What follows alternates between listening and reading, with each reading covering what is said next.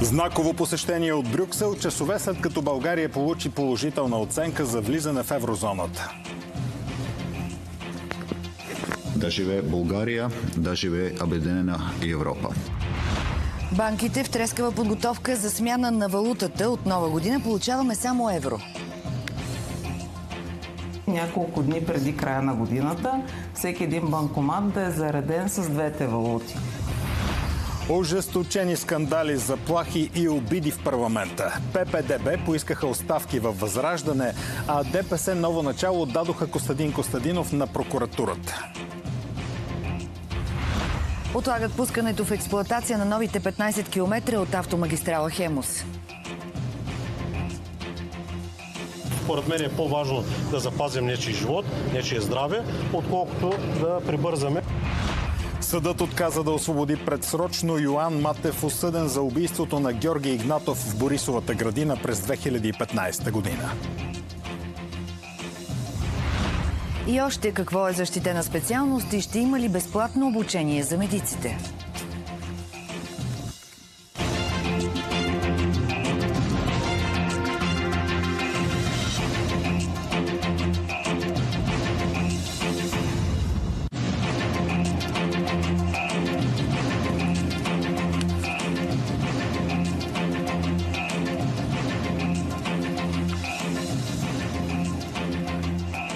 Това са новините в четвъртък. Здравейте! Добър вечер! И така, броени часове след историческото двойно да, което страната ни получи, двама еврокомисари пристигнаха в София за знакова среща с премиера Росен Желязков. В същото време ново напрежение в Народното събрание по темата евро и вотът, който част от опозицията е готова да внесе, след като получихме да за еврозоната. А Възраждане и ДПС ново начало стигнаха до размяна на заплахи и сезиране на прокуратурата. Още сега от репортерите на Нова, първо към Мия Димитрова. Слушаме те, Мия.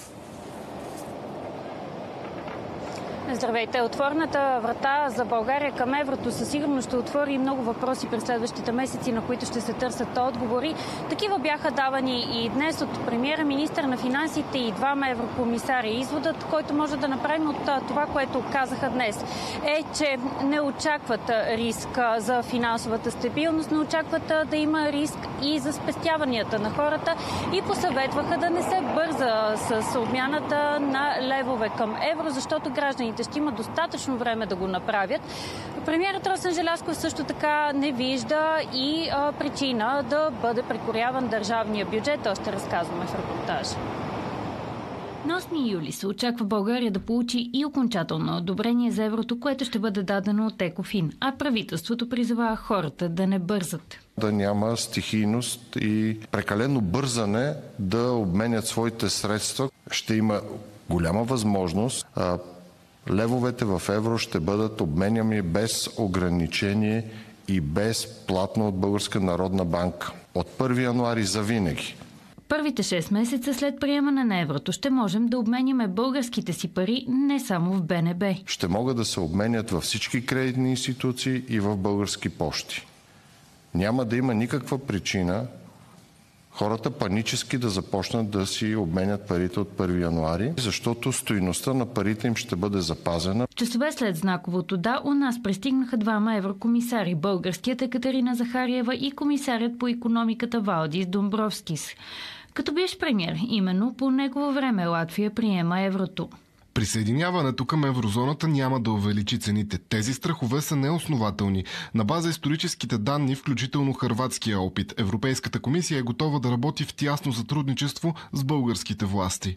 Нормално е да имате притеснения, да имате въпроси. Те са готови, те имат цялата подкрепа и на Европейската комисия, имат много ясен план, много ясна информационна кампания, работят с банките, с търговците. И все пак българските власти очакват опити за нелоялни практики, спекула или измами. Ще има форми на злоупотреби и измами от типа телефонни измамници, възползване от неинформираност на възрастни хора, спекулиране с по-изгодни курсове при положение. Пак подчертавам, че курсът е фиксиран и е само един. Ще има горещ телефон, имейл и портал за сигнали за нередности, въпреки зелената светлина за България остават и проблеми пред страната. Затова последва и съвет. Набраната скорост от положителните реформи ще подсили ползите от членството, поддържането на стабилни публични финанси, борба с корупцията, преодоляване на бизнес средата. Да живее България, да живее Обединена Европа. Благодаря. Подкрепа дойде и от Германия, от Европейската централна банка. Българският народ ще оцени стабилността на еврозоната, стабилността на валутата, която имаме. Някои от вас вероятно са забелязали. Подкрепата от страна на европейците се е увеличила и в момента е 83%. За новините на Нова, Мия Димитрова. А в парламента темата предизвика нов сблъсък за това, чия всъщност е заслугата. ГЕРБ и Продължаваме промяната стигнаха до сериозен спор и си размениха обвинения в саботаж заради готвения вод на недоверие. Мариана Торманова проследи този дебат. Мариана. Добър вечер. Положителните доклади за влизането на страната ни в еврозоната доведоха до сериозно напрежение между част от формациите, които са за приемането на еврото.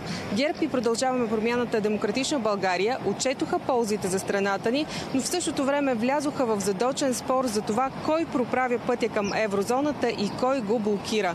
Продължаваме промяната остават на категоричната позиция, че ще внесат вод на недоверие веднага след излизането на решението, т.е. 9 юли. От ГЕРБ ги обвиниха, че с това може да застрашат процеса. Демократична България също се разграничиха от колегите си и смятат, че трябва да се изчака. След положителната оценка от ГЕРБ вече заговориха за следващата сериозна стъпка – предотвратяване на възможна спекула. Ние бяхме с левове, когато при Асен Василев цените на горивата скочиха на 4 лева. Тогава еврото ли ни беше виновно? Сиреч, ако допуснем някой българин да се опита да направи такава спекула, трябва държавата адекватно да му стовари цялата строгост на закона. Изказването на Борисов доведе до незабавен отговор на Продължаваме промяната. Последните 24 часа се наслушахме на глупости от Борисов, защото имам чувството, че този човек вече напълно е загубил разсъдъка си. Прословутото левче. Вече са 6 месеца на власт ГЕРБ, не вярвам някой от вас да е получил левче обратно. Така че Борисов е добре да спре да пречи на развитието на България, да спре да пречи на развитието на собствената си партия и да помисли за една пенсия. ПП потвърдиха позицията си. Искат да свалят правителството още през юли. След 9 юли, вече, когато влизането ни в еврозоната става необратим процес, ще започнем да работим по втората наша голяма цел и това е да чистим корупцията. На 8, ако ни приеме Европейския съвет в еврозоната, на 9 да искаш вот на недоверие. Вие как си го обяснявате това? И да искаш предсрочни избори, за да не се случи това на 1 януари. В Европа виждат, че Костадинов и Петков, работейки в ансамбъл, единия с протести на улицата и блокиране на парламента, а другия с искане на вот на недоверие на следващия ден, са едно и също. Борисов призова за разум от Демократична България, за да остане стабилно правителството поне още година и половина. Те от своя страна потвърдиха, че е рано за сваляне на кабинета. Но по-рано от септември не виждаме особен смисъл да има, тъй като и тогава идва и бюджета, идва доста политики на правителство, които можем да ревизираме. Подкрепа за вота на ПП обаче обмислят депутатите около Ахмед Доган. Имайки предвид, че ние сме опозиционна партия, сериозно ще замислим върху това дали да подкрепим или не. И докато формациите за еврото спорят, Възраждане вече предприе следващ ход срещу еврото. Изпращат писма до всички лидери в Европейския съюз. Ще искаме от тях на базата на собственият им доклад и на базата на реалната обстановка в нашата страна да не допуснат влизането на България по този начин в еврозоната. За новините на Нова, Мариана Торманова. След зелената светлина за влизане в еврозоната изникват много въпроси за това как ще оперираме с единната валута. Опитваме се да отговаряме на вашите въпроси като потребители. Властите са категорични, никой няма да загуби пари от превалутирането. То ще е напълно безплатно и сроковете са достатъчни. Освен това, лихвените проценти по кредитите няма да се променят. В интервюто в новините на Нова финансовият министър увери, превалутирането на сметките на хората от лева в евро няма да доведе до загуба на средства. Българските граждани трябва да бъдат напълно спокойни, че нито един български лев, който те притежават, няма да бъде загубен, тъй като Българската народна банка ще превалутира лева в евро без ограничение във времето и без ограничение в количествата. При изчисляване на стойността на работната заплата или пенсията, правилото, записано в закона, е числото да се закръглява в полза на работещия. Тогава, когато заплатата, пенсията или социалните плащания след превалутирането, съответно третия знак след десетичната запетая е по-голям от 0, то тогава се закръглява при превалутирането в полза с една единица нагоре, т.е. в полза на работника, служителя. Промяна на лихвите по кредитите и депозитите няма да има. Законът за въвеждане на еврото ясно казва, че не би следвало да има никакви промени по отношение на лихвените проценти и по отношение на кредитите. Просто трябва да бъдат превалутирани в евро. Бившият вице-премиер Атанас Пеканов обясни, че след като вече няма да обменяме левове в евро или обратното, това ще спести пари и на хората, и на фирмите. Срокът от 1 месец, в който ще важат и двете валути, е достатъчен. По-добре е по-бързо да минем през този период. Хората 2-3 пъти ще го изпитат това. Плащат в лева и им връщат в евро. И след това от 1 февруари вече ще знаят, плащаме в евро, връщат ни в евро. Това всъщност ще бъде по-добрият подход и тук са прави колегите. За новините на Нова, Георги Карамфил. Точно в полунощ на Нова година всички разплащателни системи трябва да преминат в евро. Това означава, че до последната минута на 2025 ще теглим от банкоматите левове. А от първата минута на 2026 в евро. Как се подготвят банките и има ли рискове за клиентите? Въпрос сега към Виктория Бочевска. Добър вечер. Услугата по тегляне на пари от банкоматите няма да прекъсва, тъй като за кратък период от време преди Нова година банкоматите ще са заредени и с двете валути.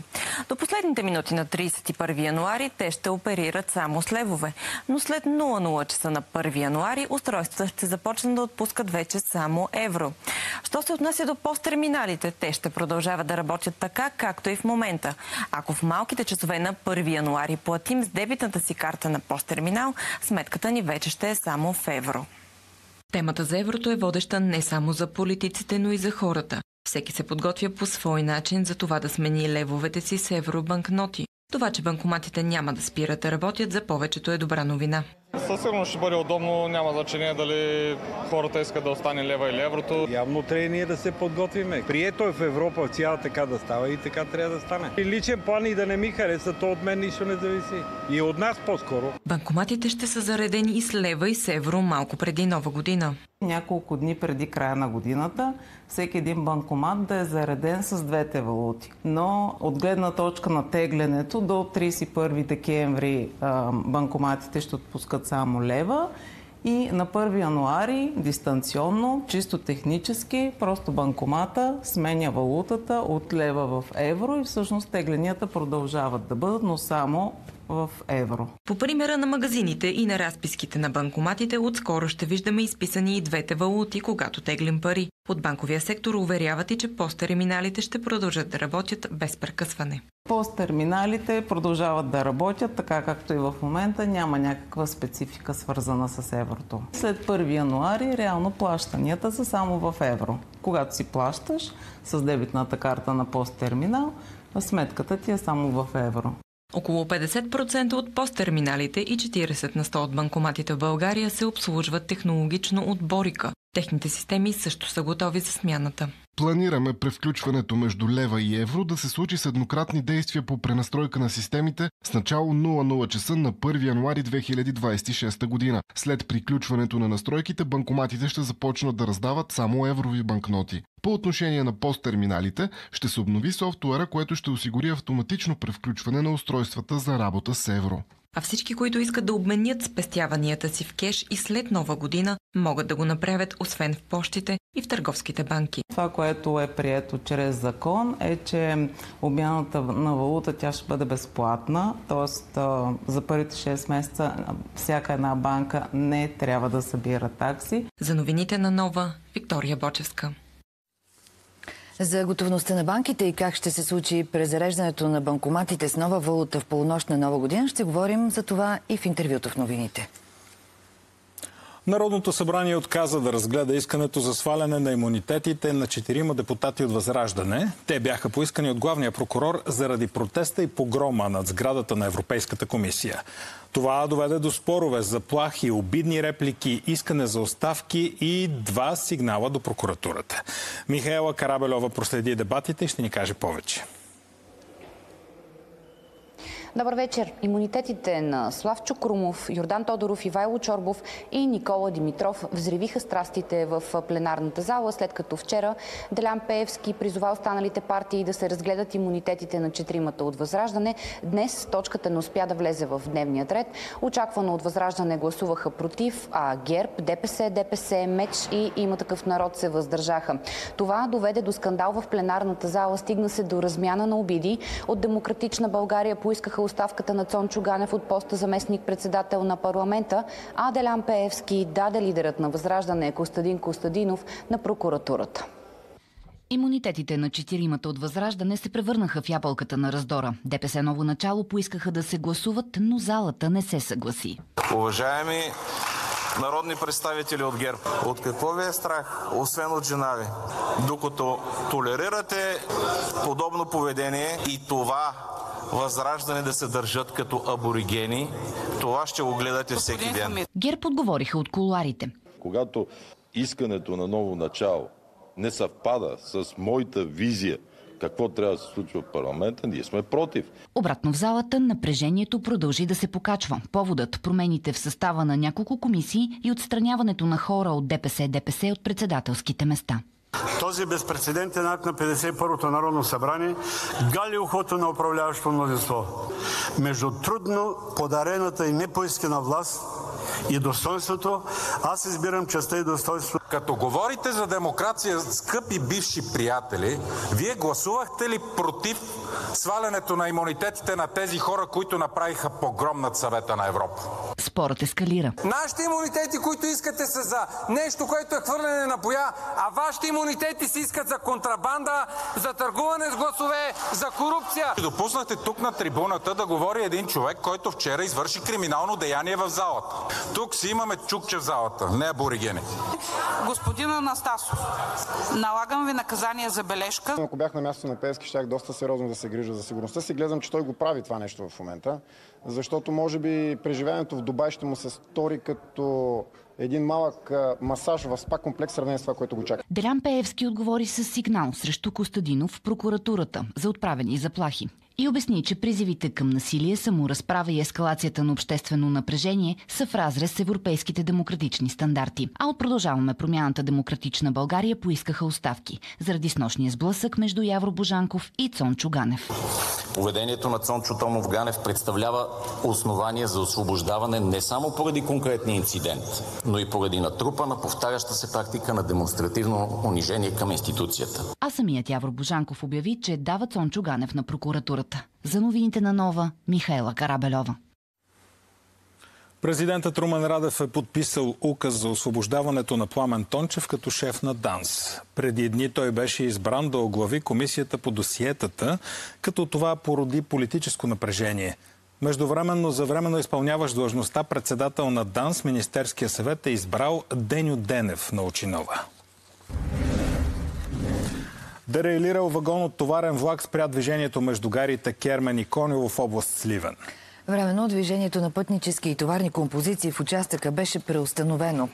Няма пострадали. Веднага след инцидента министърът на транспорта Гроздан Караджов нареди извънредна проверка на обстоятелствата.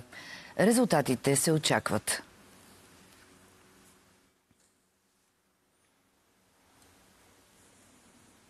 Отлага се пускането на новите 15 км от магистрала Хемус. Знаете, това е участъка от магистралата от Боаза до Дерманци.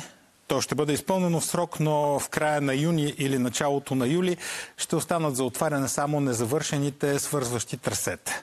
Информацията дойде от министъра на регионалното развитие и благоустройството Иван Иванов. Той инспектира и напредъка на строителството на отсечката Мездра-Ботевград, където се очаква всичко пък да приключи в срок. Автомагистрала Хемус, лот 1 от Боаза до Дерманци ще бъде готов в срока, който е показан. Именно края на юни, началото на юли, както е подписан строителя. Но аз приех договорите на Агенция Пътна инфраструктура, защото от тази магистрала, когато тя завърши, трябва да се пътува в някаква посока. По тази причина ще забавяме пускането в експлоатация, защото според мен е по-важно да запазим нечий живот, нечие здраве, отколкото да прибързаме. Аз за това приех договорите на Агенция Пътна инфраструктура и официалното пускане в експлоатация ще бъде, когато 305 бъде напълно готов и въведен в експлоатация. Хасково мълчаливо бдение след убийството на 18-годишната Магдалена Русева. Близки на момичето се събраха и запалиха свещи в нейна памет. Тялото й беше открито в бидон няколко дни след изчезването. Убийството предизвика недоволство и протести пред областната дирекция на МВР. Още за бдението сега от Георги Манев. Здравейте, близо час продължи мълчаливото бдение тук в центъра на Хасково пред сградата на общината. Майката на Маги отказа коментар, но самата тя, както и хората около нея, заявиха, че мълчанието в случая е най-тежкото наказание. Най-тежкото наказание за това, че хората продължават да се страхуват тук в Хасково, нямат отговори, а майките на деца тук в региона продължават да живеят в неизвестност, след като още според тях има неизречени и неизказани думи по този тежък казус. Какво казаха част от присъстващите на бдението? Не, естествено, че не става по-леко. Това е страшна трагедия. Един млад живот си отива, аз имам дъщеря. Какво правиме после? Той не може да се върне. Как да стане по-леко? Просто се научаваш да живееш с това. Още повече, че насреща няма адекватна присъда, няма адекватно разследване. Имаше много дезориентация и не беше казана истината в интерес на истината. Ние сме тук не само заради Маги, а заради живите. Маги няма как да я върне. Мълчим си просто и се молим да не се повтаря. Йоан Матев, обвинен за убийството в Борисовата градина, поиска да излезе предсрочно на свобода, но съдът отказа. 27-годишният мъж излежава присъда от 6 години за смъртта на Георги Игнатов. Случаят е от 2015 година. Жертвата беше на 15 години, а Матев на 17. Той беше заловен 2 години по-късно с силно променена външност. С какви мотиви съдът отхвърли искането? Иван Кънчев проследи това заседание. Иване. Искането за предсрочното освобождаване на Йоан Матев идва точно 3 месеца и 17 дни преди ефективното изтърпяване на присъдата. От прокуратурата оспориха искането с мотив, че той е опасен за обществото и че не са настъпили последиците, които се целят с налагане на наказанието. Адвокатът на Матев Ина Лучева заяви, че е изтекал срокът по закон, след който те имат право да поискат предсрочно освобождаване, а именно половината от наложената присъда, както и че поведението му в затвора било добро. В крайна сметка съдът реши, че в случая е подходящо Матев да изтърпи останалата част от наказанието си зад решетките. Припомням ви, че той беше признат за виновен за убийство, извършено в Борисовата градина през 2015 година. Тогава жертвата е Георги Игнатов. Иван Кънчев следи този случай. Благодарим. Работна група в Министерството на правосъдието ще пише закон за вещите лица. Той ще засегне над 5000 експерти, които изготвят заключения по делата у нас. Целта е да се преодолее недостигът на кадри. Очаква се по-бързото изготвяне на експертизи, за да не се бавят делата с години. При системно неизпълнение на ангажиментите, правата на вещите лица ще могат да се отнемат. Главният прокурор и правосъдният министър се срещнаха с родители, изгубили децата си при катастрофи. Силно ангажиран съм с каузата на майките и родителите, загубили близки и децата си на пъти. Аз самият съм баща. Това е моя тема. Бавното правосъдие по същество е лошо правосъдие. То е почти отказ от правосъдие. За да има обаче качествено правораздаване, трябва да има качествени експертизи. Човешката съдба най-често се решава от качилия се да кара автомобила си пиян или другиран. Той е решил съдбата на друго човешко същество. Аз приемам, че Сияна загина, за да спасиме други. Иначе би трябвало живота и моя да приключи също. И това, че нещо се случва, ми дава смисъл да живея. Сега здравеопазване. Само приетите от тази есен студенти в направленията медицинска сестра и акушерка ще бъдат освободени от такси. Правителството взе решението вчера, но сред настоящите студенти възникна въпрос дали и те ще се обучават безплатно за напред. Анна Карадакова работи по тази тема. Ще ни каже какво се предвижда от тази есен. Ани, слушаме те. Добър вечер. За последните 30 години броят на медицинските сестри у нас е намалял почти 2 пъти и тенденцията се задълбочава, като се търсят 17 000 специалисти. След продължаващите протести в сектор здравеопазване и в търсене на решения на кадровата криза, просветният министър вчера обяви, че медицинска сестра и акушерка влизат в списъка с защитени специалности, с което общият им брой от тази есен става 44. Как изглежда дефицитът в цифри? Всяка година на всеки 100 акушерки, достигнали пенсионна възраст, идват 2 пъти по-малко новозавършили специалисти. А що се касае до медицинските сестри, недостигът е още по-сериозен, а именно 3 към 1.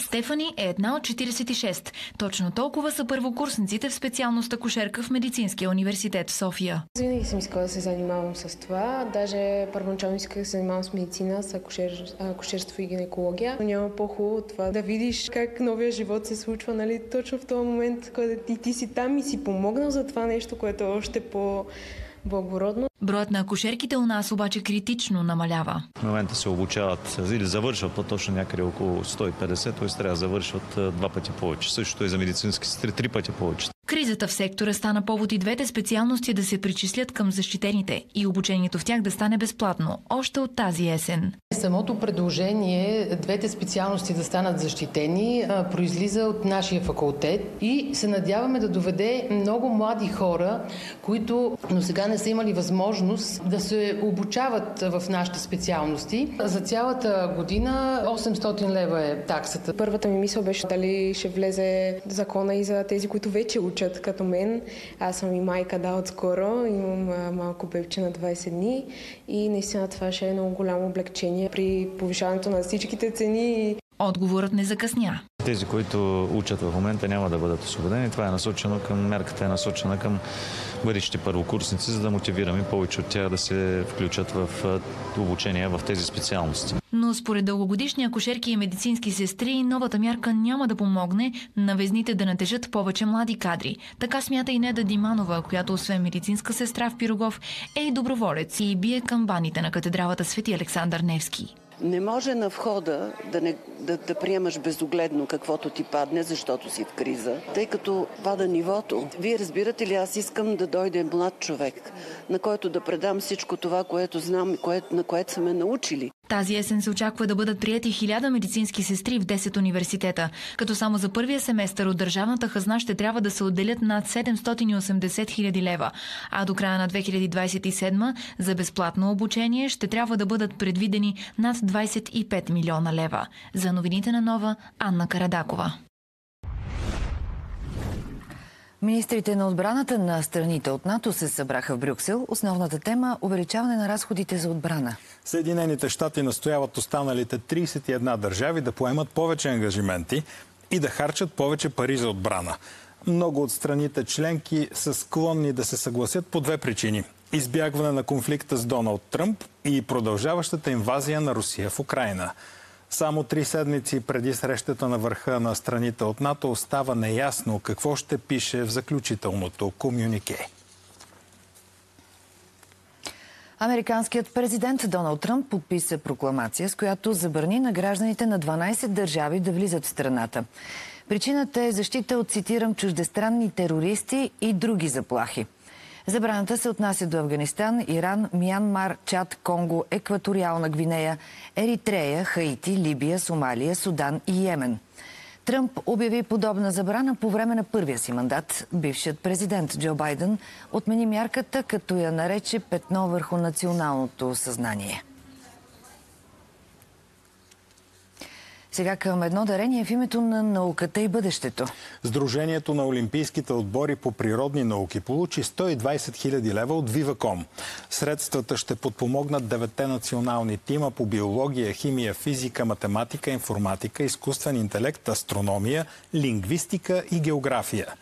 Дарението беше обявено по време на традиционната олимпийска закуска, която тази година премина под мотото «Предай нататък знанието». Освен финансовата помощ, Телекомът вече е и официален технологичен партньор на олимпийците ни.